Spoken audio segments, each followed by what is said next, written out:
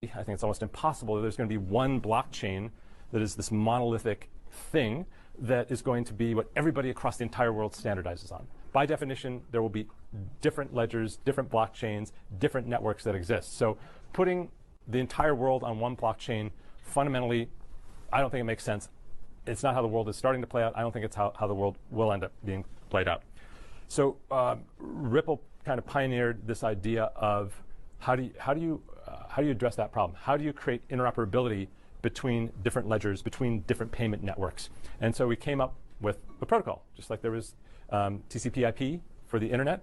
Our engineering team has created something called the Interledger Protocol, or ILP. And the idea being that these different networks, blockchain just being one, ACH, which is the sort of money, the intra-country check clearing, money moving network here in the United States.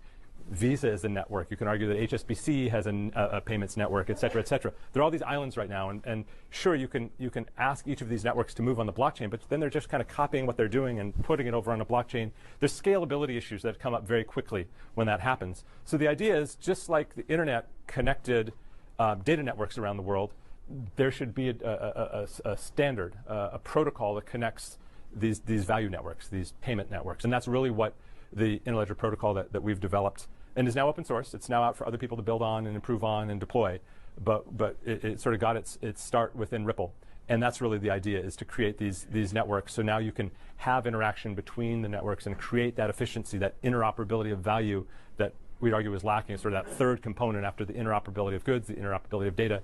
You need the interoperability of value, and just like you need standards for those others two, you need standards for this, and the ability to leverage something like the Interledger Protocol to do that is super important. And so now here's the nice, pretty future state world. It's all